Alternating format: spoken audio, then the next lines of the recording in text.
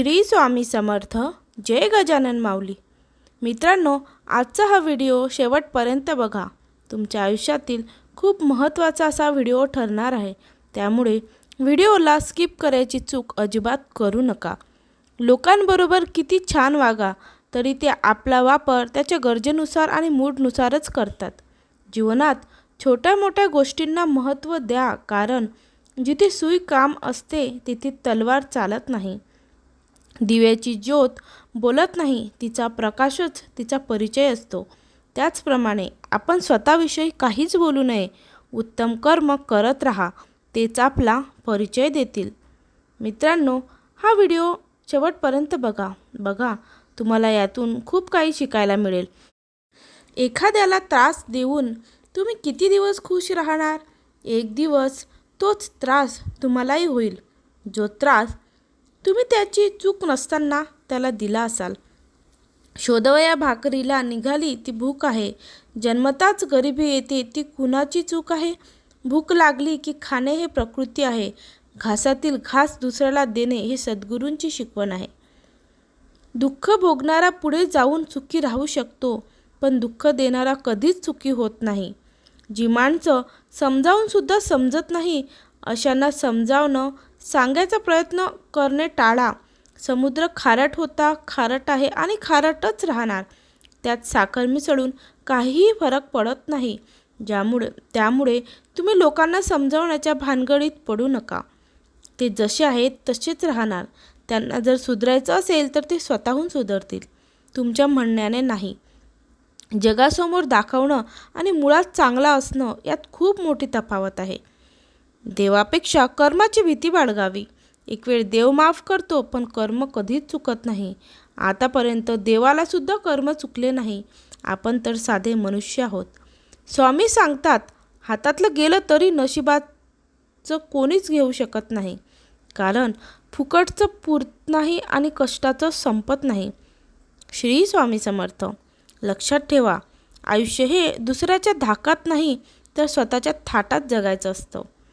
तुमचा जीव तिथेच गुंतवा जिथे तुमच्या जीवाला जीव देणाऱ्या हृदयाची जिवलग माणसं असतील. हातातलं गेलं तर नशिबातलं कोणीच घेत नाही. त्यामुळे नशिबात येईल असं वागा. त्यामुळे कर्म चांगलं करा. त्यामुळे तुमचं नशीब ऑटोमॅटिक चांगलं होऊन जाईल. कारण 99% भाग जरी नशिबाचा असला तरी 1% भाग हा आपल्या कर्माचा असतो. काही वेळा नियती तुम्हाला मुद्दाम अनपेक्षित संकट देते. ते फक्त आपलं कोण आहे आणि परकं कोण आहे हे ओळखण्यासाठीच. हा वयाचा आदर नाही तर विचारांचा करावा. वय वाढलंय म्हणून विचार चांगले असतील याची खात्री देता येत नाही, आणि वय कमी आहे म्हणून विचार वाईट असतील असे ठामपणे म्हणता देखील येत नाही. एकीकडे जिवंत माणसाची मनं दुखवावी आणि दुसरीकडे देवाकडे जाऊन मात्र पूजा करावी, याने कोणाचेच पाप नष्ट होत नाही. घर फोडणारे आपलेच असतात. बाहेरच्यांना काय माहिती कोणाची भिंत नाजूक आहे. तुम्ही एकटे आहात म्हणून तुम्हाला यश मिळणार नाही अशी भीती कधीच बाळगू नका. कारण थव्याने उडणाऱ्या पक्ष्यांपेक्षा गरुडाची झेप ही नेहमीच मोठी असते. तुलना करून दुसऱ्याचा मत्सर करत बसण्यापेक्षा स्वतःच सुधारणा करा, कितीतरी चांगलं घडेल. एखाद्या स्त्रीची प्रकृती सदृढ असेल, ती हसरी असेल तर तिला दुसऱ्या कोणत्याही दागिन्याची गरज पडत नाही. दागिने न घालताच ती अधिक सुंदर दिसते. इतरांना तुम्ही कधीच बदलू शकत नाही. त्यामुळे जीवनात तुम्हाला आनंदी राहायचं असेल तर स्वतःलाच बदलावं लागेल. तुम्हाला खुश करण्यासाठी या जगात कोणी येणार नाही. आपली काळजी स्वतः आपल्यालाच घ्यावी लागते. एखादी छोटीशी चूकही तुमच्या जीवनाला वेगळीच कलाटणी देऊ शकते. म्हणूनच सुरुवातीपासूनच आपल्या जीवनाप्रती गंभीर राहा. काय आहे कल्चर ऑफ एक्सलन्स? दररोज स्वतःची स्पर्धा करा. स्वतःला सर्वोत्कृष्टच्या दिशेने उभे नेत राहा. नशिबावर अवलंबून राहू नका. जात्याचा खालचा दगड स्थिर असतो, वरचा दगड फिरणारा असतो. दोन्ही फिरणारे असते तर दळण घडले नसते. आत्मविश्वासाचा पाया स्थिर हवा, मग त्यावरचा कर्माचा दगड प्रारब्ध गतीने फिरला तरी संकटे, चिंता, काळजी यांचे पीठ होते. श्री स्वामी समर्थ. जय गजानन माऊली. तुम्हाला जर माझा व्हिडिओ आवडत असेल, माझं बोलणं पटत असेल, माझ्या बोलण्यात काहीतरी तथ्य वाटत असेल तर नक्कीच हा व्हिडिओ जास्तीत जास्त लोकांपर्यंत शेअर करा आणि कमेंटमध्ये श्री स्वामी समर्थ जय गजानन माऊली नक्की लिहा, जेणेकरून तुमचं देखील नाम जप होईल. परमेश्वराने प्रत्येक माणसाला एक स्वर देऊन पाठवलेला आहे. अंतर्मनातल्या विणेवरती तो सूर सतत वाजत असतो. बाहेरच्या गोंगाटाकडे थोडं दुर्लक्ष केलं म्हणजे तो सूर ऐकू येतो. तो सूर ऐकू आला म्हणजे जीवन महोत्सवाचं होतं. न मावणारं दुःख नेहमीच जीवघेणं असतं, कारण तुमचा जीवच तेव्हा दुःखापेक्षा लहान झालेला असतो. तेव्हा माणसाने नेहमीच दुःखापेक्षा मोठं व्हायचं ध्येय ठेवावं. दुःख मावल्यावर भांड्यात वर रिकामी जागा राहील इतकं मोठं व्हावं. अर्थात हे झालं स्वतःच्या बाबतीत. आपल्या होणाऱ्या यातनांसाठी मोठं भांडं वापरायचं, पण इतरांच्या संदर्भात एका अश्रूनेही भांडं ओसंडून जाईल इतकं छोटं व्हायचं.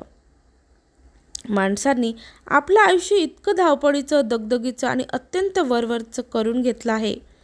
ही माणसं अशीच. यांना साय हवी, दूध तापवण्याचा खटाटोप नको, सुगंध हवा पण रोपड्याची मशागत नको, मुलं हवीत पण संगोपनाची यातायात नको, गती हवी पण प्रगती नको, प्रसिद्धी हवी सिद्धी नको. ही माणसं आयुष्य माणूसच फक्त पायाखाली किड्यामुंग्यांची हत्या होत नाही हे बघतो. धावणारा माणूस फक्त तुडवण्याचे काम करीत असतो.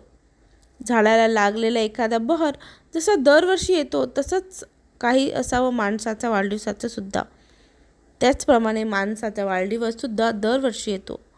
मला काय हवं याची यादी बहुधा मोठी होईल. जे देशील तीच नियती असेल, जे मिळेल यात समाधान वाटावं इतका समजूतदारपणा असावा एवढाच आशीर्वाद दे. काही माणसं वाटतात तेवढी वाईट नसतात आणि काही माणसं वाटतात तेवढी चांगलीही नसतात. न पटणाऱ्या गोष्टी सोडून द्यायला शिका, कारण घेतलेला श्वास सोडल्याशिवाय पुढचा श्वास घेता येत नाही हे पण तेवढंच खरं आहे. बोलणाऱ्याकडे लक्ष द्याल तर विखुरले द्याल, मन शांत ठेवून पुढे जाल तर यशस्वी व्हाल. लहानपणी प्रवासात झाडे मागे पडत असल्याचा भास व्हायचा. हल्ली सुखाच्या बाबतीतही तसंच होत राहते. वास्तविक दोन्हीही तेथेच असतात, धावत फक्त आपण असतो. ओसाड रानावर जेव्हा गुलमोहर एकटाच फुलतो, बहरतो, त्याला बहरतं बघून तेव्हा कळतं की बहरण्यासाठी परिस्थिती नाही तर मनस्थिती भक्कम असावी लागते. मित्रांनो, आजचा जर व्हिडिओ तुम्हाला आवडला असेल तर चॅनलला नक्की सबस्क्राईब करा, बेल आयकॉन दाबा आणि व्हिडिओ शेवटपर्यंत पाहिल्याबद्दल तुमचे मनापासून आभार. धन्यवाद.